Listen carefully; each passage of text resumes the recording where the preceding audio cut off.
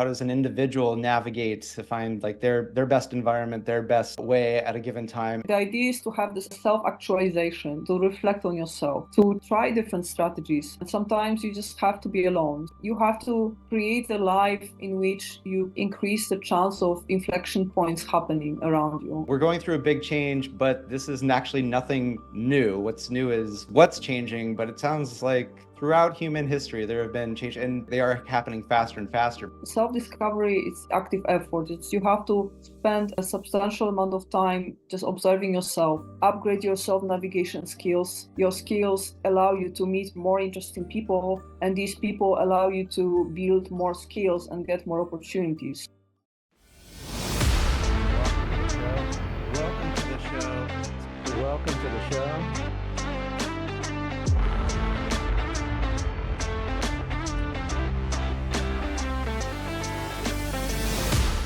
All right.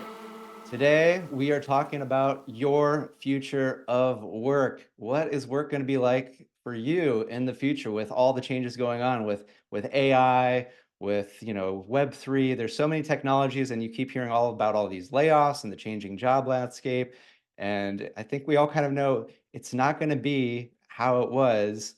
And I think of to me, how it was, there's this movie from 1999 called Office Space. Natalia, I don't know if you ever saw it or have probably heard about it, because it's kind of a big part of like subculture of like the tech space in the US, but it's basically, Right. yeah. And I feel like I lived that life, whereas it was in cubicles, and it's like you're supposed to be there, Monday through Friday, 8 to 5, and if there's a big project, maybe you got to go in on weekends or ask other people to come in on weekends, and it's almost about as putting on the show as much about actually doing any work.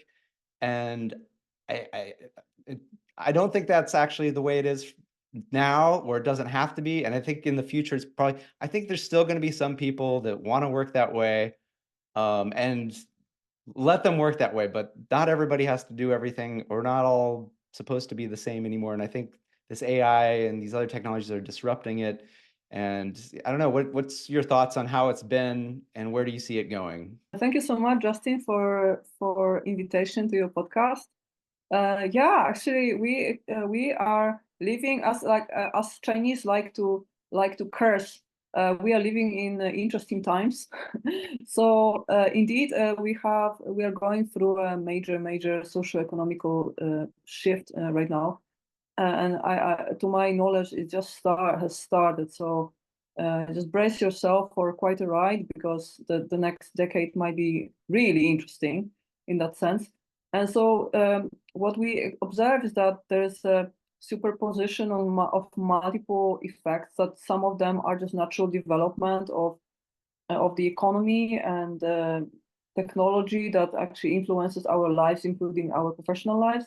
And some other influences are these these black swan events, as Nassim Taleb likes to call them. And these are these unprecedented global events that cannot really be predicted or timed, such as the COVID-19 pandemic or the premiere of ChatGPT, that have a major role of the labor market worldwide. So that makes the dynamic of the job market very unpredictable, and there are only a few facts we can reliably guess. We can have an educated guess of where the job market will be probably going toward, and many variables are just unpredictable. And so what I do in my practice, so maybe let me introduce myself Or yeah, briefly. or I can introduce you, and then you could add on. But yeah, I think one of the cool things I think I'm picking up so far from what you said is that we're going through a big change, but this is actually nothing new. What's new is what's changing, but it sounds like throughout human history there have been change, and perhaps maybe we'll get into like that they are happening faster and faster. But I was just thinking like 50 years ago, like the average worker didn't use a computer. And now the average worker uses a computer, or at least has a computing device in their pocket, even if they're doing something without computers. But I do want to welcome to the show Dr. Natalia Bielczyk. She's a computational neuroscientist turned career and business strategist. She helps individuals and teams navigate, build value, and subvert all the expectations in these wild and wacky times of artificial intelligence or AI. She's a bootstrapping solopreneur. Now, so you work a lot in the startup field and in the Bay Area. Anywhere else, you would just be an entrepreneur, right? Right, right, right. Yeah, yeah. Yes, But if my, but in the Bay Area startup scene, this ends up being like there's all these funding things. That made me smile. Um, but right, you're also a speaker. You're an author. You've got several books available on your website. A right. podcaster, blogger. Your doctorate's in computational neuroscience from the Donders Institute for Brain Cognition Behaviors in the Netherlands. You're currently joining us from Poland, where you grew up. And in 2019, you founded Ontology of Value, which is an R&D, edtech, and adult education company that's researching and predicting job market evolution. Your team develops tools, practices that help professionals build their value using their potential, and helps them navigate this continuously evolving and challenging job market and craft the career of their dreams. And you also help businesses to create healthy, happy teams in the times of AI. And if anybody wants to, know more, they can go to ontologyofvalue.com. Is there anything else that you definitely want to make sure that I don't miss? Because I did, and you had what is like, the classic academic bio, which is like an essay, and Right. yeah. Thank you so much, Justin, for this amazing introduction. Indeed, it's been quite a story. My first love was neuroscience, and then I did a breakup with academic system. So I came to neuroscience for science, and I left because of the system that I think in many ways is dysfunctional. And yeah, and then Oh yeah. well, like my passion was always people, but like for the first 10 plus years of my career, I really thought that the best way of studying a human is going like digging as deep as possible into human brain. Then for many reasons, it turned out that maybe this is not the optimal way, and maybe I could just go more into behavioral science and economy and just look at the uh, group behavior and or crowd behavior, as you will, um, and just try to analyze um, how people set goals, what motivates them, how they develop like life satisfaction, and what my focus is now is the job satisfaction in precisely. So I still study humans, but more from the outsider brains rather than inside. So that orientation didn't really change, but it was a natural progression. I basically, after my PhD, I started first trying to solve my own problem, which was, well, where do I find a job as an expat in the Netherlands without knowing Dutch? And then it turned out that my PhD doesn't give me as much advantage as I initially thought in the local job market. So I basically Hmm. started from solving my own problem. Then it turned out that, well, other PhDs in STEM sciences have similar problems. So I extrapolated and I started helping my friends. And then I noticed that actually all knowledge workers today suffer from uncertainty in the job market, and the job market is so dynamic, it's really hard to follow. So I extrapolated further, and then once ChatGPT came out, it turned out that, well, the job market in itself is just moving so fast, and there are so many like fascinating phenomena like these LLMs just all of a sudden interacting with the labor market.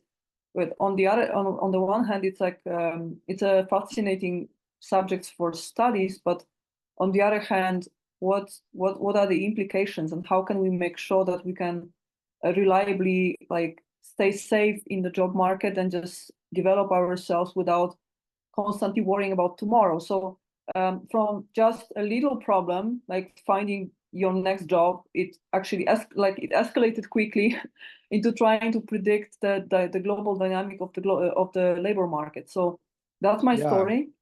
And yeah, so basically maybe we could just talk a little bit about that, because I know that your interest is um, helping your listeners Hmm. develop themselves. And maybe I could just tell you a little bit about some of the main points that I would like to, and some pieces of advice that I'd like to give your viewers and your listeners in terms of professional development in 2024 in times of generative AI. Yeah. If you don't mind, Yeah, I love yeah, that. Yeah, because Natalia, I got the chance to see her speak at an event a few weeks ago here in San Francisco before she went back to Europe. And the topic that she spoke on was the future of work. And by far the best talk. I was like, oh, this is actually a take that's actually zooming out, not just like, okay, let me try to couch a product I'm trying to sell. Um, Although you do have great products that you also do sell, but it was like there was actually an amazing vision of what is the future going to be like? Because I think it was one of those like it was I definitely agree with what the end result is, which is we're basically going towards humans don't need to do anything. There ends up being like we don't need to do anything because robots, AI, whatever could do anything that we right, previously need to. So what is right, the world, what is work going to be like? And then you have this, I think it was 7 steps of like what the path is.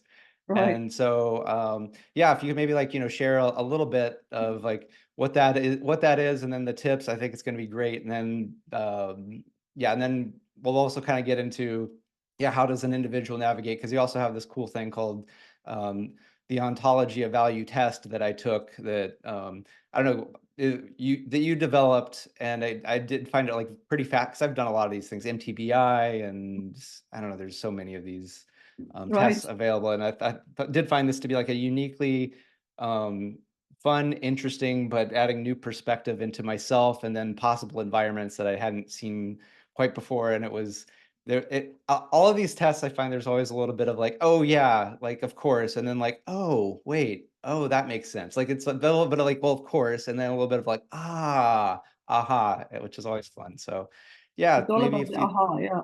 yes, aha. So hey, take us through sort of how you see what it could be like, how we get to that either dystopian or utopian. Humans don't need to do anything anymore. Right.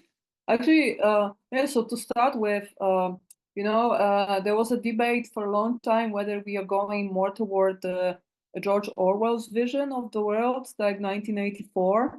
So tyranny and the world dominated by fear and some global dominance of Yeah, one political force. surveillance everywhere you Yes. go. Yep. Yeah, yeah. Or maybe the Huxley vision of the Brave New World, where we are kind of plugged into sources of pleasure, Hmm.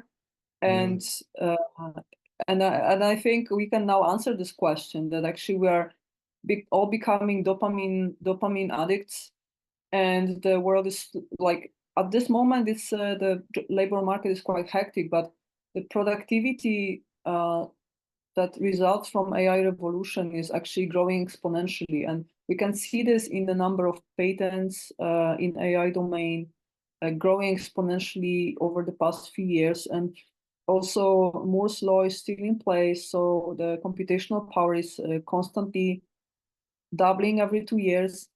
Plus we now have software writing new software. So all this actually leads to an exponential dynamic in how much we can actually produce, how much new science, Hmm. how much new data, how much new content, how much analysis and solving problem solving. So well, at this moment we still have many problems in global scale that we need to solve. We still have hunger in the world. We still have climate change problem. We still have so many different problems we have to solve. But mathematically, like human needs don't grow as fast as computational power and productivity in terms of AI. So we still have many needs as a humanity to fulfill, but there will be some point in time in the future where the productivity actually outgrows the needs of the Yeah. human race. So we will And I have think, all the yeah. And I think you yes, might even be able to argue that could be now. It's just sort of a how is all of it distributed, right? Because I think there is right, like there's more than enough food to feed everybody every single day. It's just not right. distributed in a way that It's like, Absolutely. where you and I live, it's like they throw out like as much food as they sell, and then in other Mhm. places, it's like, oh man, it's Tuesday, I actually get to eat today. Right. Yeah, Right. Yes, that's absolutely. That's the redistribution problem is a huge one, and I think it will only become bigger because AI is also, as every new technology, is a factor that further stratifies the society. Right, whoever already has access to internet, to computational power, to resources, to people, to employees, then is building even faster and with AI, and whoever is behind, whoever is uneducated, like doesn't have like yeah, good internet, etc., then falls behind even farther. So absolutely, AI is only the actually making the capitalism even more aggressive than it has ever been before. So we will need some means of redistribution. That's also a very good point. So my predictions is that, well, eventually the like of for the next 10, 15 years, job market might be quite turbulent. So it's hmm always been the case that the problems to solve and like the distribution of professions and the demand for different types of professionals was always changing with time. But I think for the next decade or 2 decades, the demand will be changing faster than ever. So some professions will be eventually wiped from the market, some professions will be created, and this dynamic is just getting to be a bit faster than before. And then eventually, at some point, we'll have such a high productivity that probably like we won't necessarily need everyone in the like productive age to be in the active workforce. So we will need at that point, we'll need to have a redistribution means.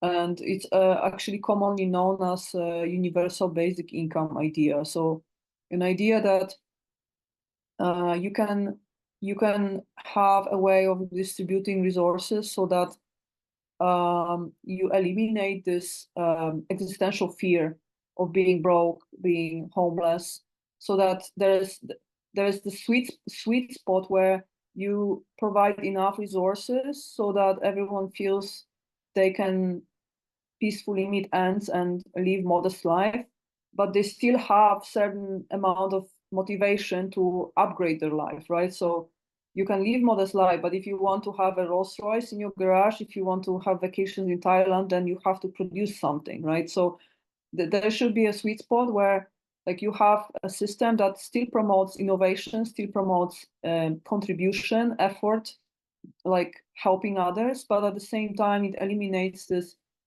problem that yeah, stratification in the society and aggressive capitalism create. So yeah, my prediction is that it will happen at some point, probably within like 2 decades horizon, and there are already very like reputable outlets like OpenAI that actually launch simulations and studies over UBI. And some of these results are promising. And I think at one point it might actually come to fruition. But it doesn't change the fact that for the next 10, 15, 20 years, the best you can do for yourself as a professional is to upgrade your self-navigation skills and make sure that your decision making in the job market is like as well informed as possible, that you have good ways of making decisions, and also that you don't think about your career in terms of algorithms. So you don't plan 20 years ahead, but rather you make you use heuristics. So you just go toward the gradient of what are your natural strengths and how to find positions and professions that utilize those natural strengths, and how to systematically build a portfolio of skills and at the same time social capital. So a portfolio of good contacts, friendships, some other business relations, so that these two actually leverage on each other. So your skills like allow you to meet more interesting people, and these people allow you to build more skills and get more opportunities. So these two is like a capital that you have to keep on building in a systematic way. So this is something I also help people with, to first of all to find a competitive advantage in the job market. So find these natural preferences for what types of positions and in which types of organizations they might naturally fit best, and how to match that with their hard skills, and how to find that sweet spot in the job market where they naturally create the most value given who they are and what hard skills they have in their hand. So and actually this approach that I'm using is somewhat also inspired by Taoism, like this Mhm. Chinese ancient way of thought, like school of thought. So like Taoists, I really love their lifestyle, because the essence of this lifestyle is to finding balance. So trying to find competitive advantages. So instead of rowing, try to find the right wind and sail, right? So first define what your goal is. So where do you want to get, and then find the right, wait for the wind, or just find the way to uh, to get help to getting there without using your muscles, right? So the same I would say relates to the job market. So you have to, it's always a match between the two. You are like, as an individual, you're on the one side of the equation, and the job market is on the other side of the equation. And to find the right match at every given point, you have to perfectly know yourself, or at least as well as possible. That's why self-discovery is so important in the like self-navigation process. And I know that you spent a lot of effort, right, on your self-discovery, so that's great. But the second part of the equation is the job market itself. So updating your knowledge about what the new trends are, what the new opportunities are, and also interacting with others, and building networks in all scales. So individual deep relations with single individuals, like a global network through social media, but also these mesoscale networks through, for instance, through online communities, like small groups of people who have similar interests and interact online. And I think Bay Area is really good for that. There are a lot of these little communities that closely collaborate and interact and help each other. So that's I think one of the main success factors why innovators actually progress so fast in the Bay Area. Um, so yeah, this is a strategic game at this point. It's a bit like playing chess in a fog and on an indefinite chessboard. So you have to make moves. You have to like put your figures in the right positions to support each other, but you don't even see where the end of the chessboard is, and you don't know what happens next, because it's like your vision is blurred. So it's really on the one hand difficult, on the other hand fascinating, I think. And my observation is, with certain, like, what you have to focus on is the way of making decisions, because what I see that most people make or have problems with is that they they think of their career building as a series of few smart decisions over a lifetime. So Mhm. they That think that about let the them career. that let them win, right? Right, exactly. So they think, well, I made a mistake. I didn't choose the right undergrad studies. I didn't choose the right major. If I did choose that major over like the major I just graduated from, I would have a better start. That was a mistake. Or they think, well, you just have to score the right first job. Like if you get to one of the top companies like McKinsey or Google, then you're set for a lifetime.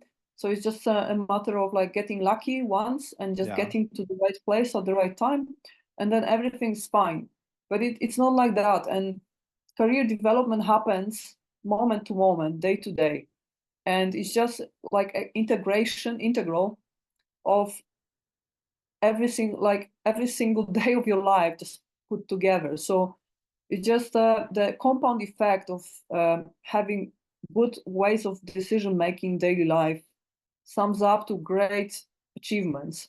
So for instance, like very simple example, you might choose to watch a movie on Netflix just by yourself, or you could choose to invite your colleagues and watch together. Very simple difference, but the difference is that you can make bonds, and it's often the case that the best projects actually get conceptualized over a beer by a movie or movie night or barbecue in a group instead of just sitting alone. And just this is obviously this is a trivial example, but Yeah. it's Well, just that I'll play the contrary thing that like yeah, depending, it could be that the alone might be the best because it's like, well, if I was hosting the event, I would be so focused on the other people, I might not get like some very important message, you know, that I would get from the movie if I was there by myself and totally focused and not distracted by how are my guests doing.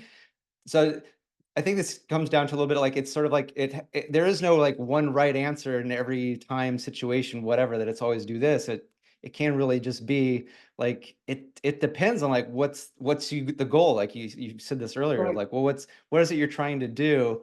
And I think right, many people don't even actually know what they're trying to do. They're trying to do what somebody told them they're supposed to do. And right. yeah, Right.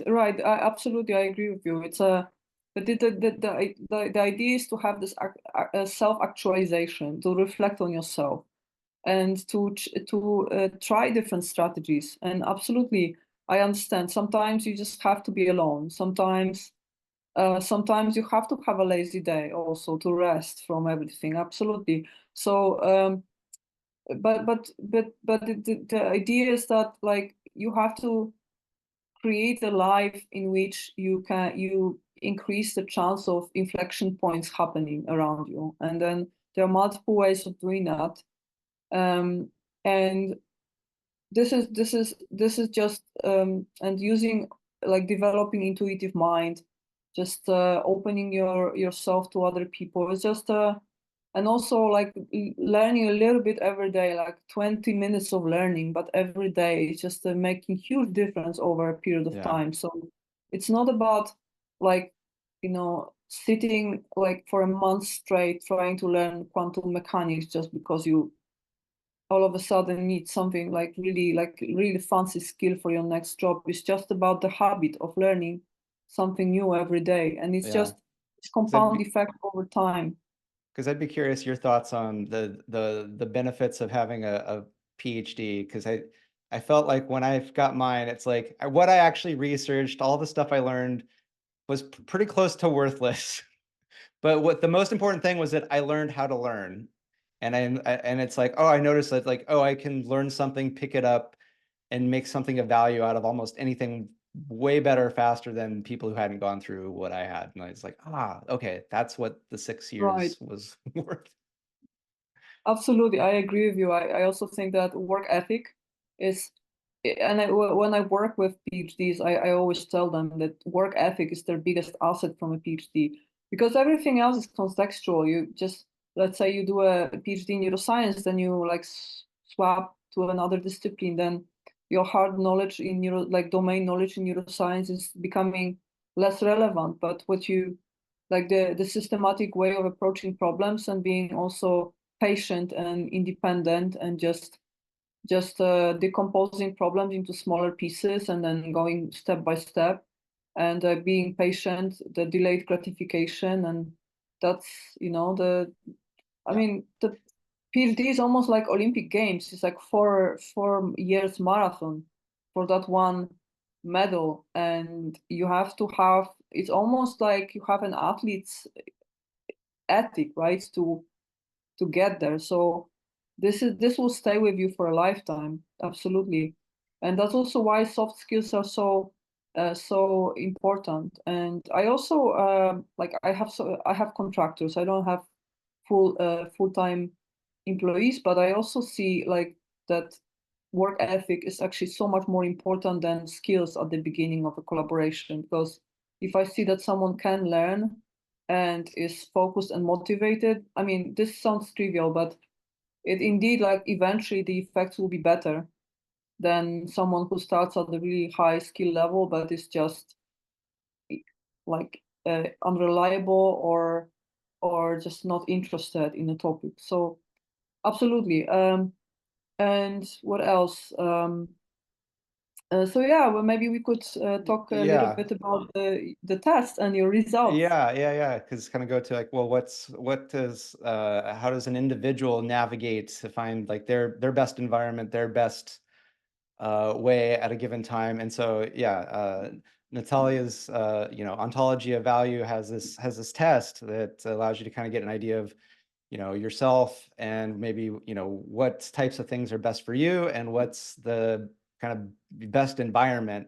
And it was very, I don't know, so you can go to ontologyofvalue.com to be able to find this. It's totally worth it. Like, it's not even like that expensive, and I think it even works for teams and things. But yeah, so I sent my results to Natalia, and I don't know, it's funny when I was like taking the test. um eh, yeah, I was kind of like reading the questions, and all the times I'm like, I think that I would do like a fifth thing. Like, there's always like four possible Oh, responses, and and then I get what my number one attribute is, and it's creator. I'm like, oh, okay, I'm wanting to create new possibilities even on this test. So that was kind of like an right. aha. And then like, yeah. So what are any of your takes from seeing maybe just a quick, because I know you got to go here in like, a few minutes. So, Right.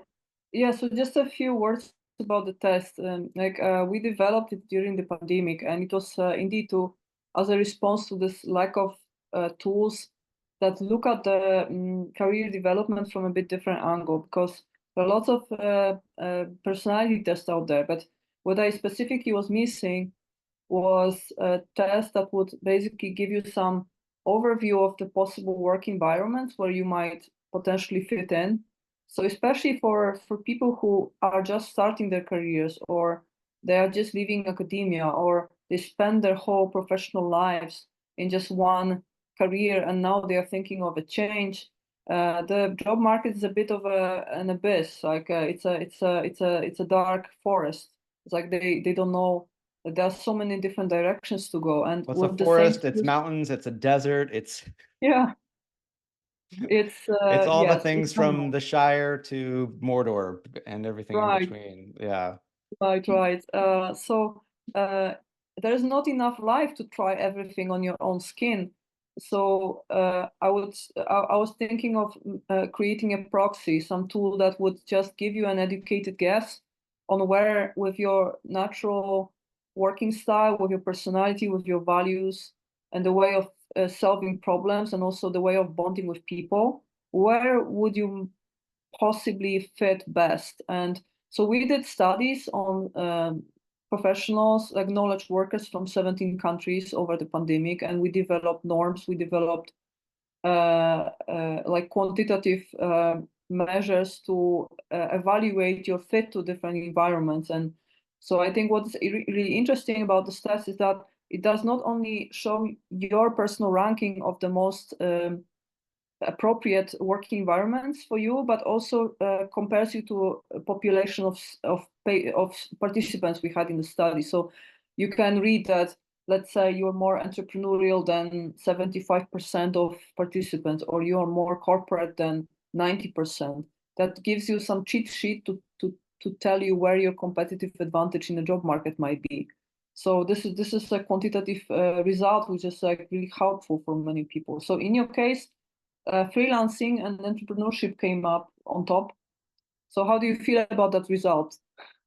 I mean, it's like it makes a lot of sense based on like how I currently operate, and how even when I was at a full-time corporate job, how I was effectively like a bit of a freelancer where my my supervisor was like, I can put Justin in like the weird projects that like nobody can figure out because he can adapt and he can come up with things, and kind of go in and out and not have a one set thing for the next 2 years. And but then it's also like I'm like I got to work on like my business acumen and things like that to Uh-huh. actually like do it in a outside of a corporate paycheck context. So it's very like eye-opening, like, okay, right place, but then like you said, it's like the little incremental things to learn of like, okay, so Right, I'm in the right area now. I just need to kind of like start building even more in that, I would right. say. So Yeah, Yeah. so just a general like piece of advice for whoever's listening. Just whichever tools you choose, it's all good. Just you have to like it's self-discovery. It's active effort. It's you have to spend a substantial amount of time just observing yourself, and you could use aptitude tests for that. You could use 360-degree interview, just interview your friends, interview your colleagues, ask them, what am I strong at? And they might surprise you with their answers. But in any, you could just also do journaling and just put your observations, self-observations there, and then reflect on what's your favorite, when do you have flow states? What's your favorite activities that are the most joyful? And then just uh, basically it's a process, and you have to go through that process to find that niche, that sweet spot in the job market that is optimal for you, and the rest is learning about opportunities. So you could also you could make use of professional advice. You could also do it by yourself. It's fine. It's just um it's a bit like taking care of your health. It's a process, and a little bit of effort. I wouldn't say every single day, but every single week on behalf of your like long-term professional success is just definitely worth it. It's almost like a gym, but a gym Hmm. for your brain. And yeah, I mean, uh, some of my predictions for the job market might seem a bit Cassandric, a bit uh, bittersweet, but because yeah, there will be turmoil. But I think eventually, like in the grand scheme of things, we'll be all better off. As a humanity, we'll be more better off because this is like unprecedented opportunity Oh that yeah. is open to us in terms of like productivity and innovation. So in the grand scheme of things, in the long term, we will all be better off. And the only problem I see in the long term is that now we are living in the economy of productivity. I think we'll eventually have to switch to an economy of motivation, because once we have all the resources, then why do we leave, right? Why do we jump out of bed every single morning? So I think in 20 years, now we have, we all try to be more productive and more competitive in the job market. I think in 20 years, we'll be asking ourselves how to be more motivated to live life. But this is a yet another problem for yet another time, right? Like one problem at a time. So at this stage, I wish you all to have really good. I mean, to get self-confident, you have to work on yourself. But I wish you inspiration to do that. I wish you have good friends who inspire you, who encourage you to do that effort and help you as well, and everything will be fine in a long term. So I think technology always has a dark side, because again, like it It's like any tends to, tool. It's like any tool. It's all how you use it. yeah, it's Like a it's like knife, it can make a right, great meal, but it can also, do some not so great things. right. So yeah, technology has that property. It has a tendency to also stratify the society and just like create inequality. So there's definitely like pros and cons, but I think eventually I just want to like finish this conversation on a good note. I think we'll all actually grow from this and be better off. It's just that for the foreseeable future, it's really important to spend some time and attention on your professional development, strategize, find inspiring friends who are also willing to develop themselves, help each other, keep your eyes open for opportunities, observe yourself, and yeah, and all will be fine. I'm sure Yeah. interesting times are coming. Obviously, like they will be chaotic, but don't worry. As long as you are open to learning every day, then you'll be great, doing great. Yeah, I love it because I think yeah, overall everything's going to work out great. And even though many people might be going through some really, really challenging turmoil, not everybody has to go through it. And so I think on a personal level, we can make it easier by like doing things like you said, like learning about ourselves, getting support. And so yeah, so that's like what I like to do, and that's what Natalia likes to do. And so I'll say if you want to learn more about, Natalia's Ontology of Value test, go to ontologyofvalue.com. She has, some ebooks there that are available. Some are also even included when you get the test. Like, it just delivers a ridiculous amount of value. And if you want to get to know a little bit more about Natalia personally, she has her personal journey documented at Natalia Bielczyk.com. So that I read one of your blog articles, very, very fascinating. So if you get a chance to see Natalia speak somewhere in the world, I'd say definitely go through it. It's going to be great. So thanks so much for being on the show. Thank you so Because I much. know you do got to go soon. So appreciate it. And thanks all of you for watching and listening, and have a good day.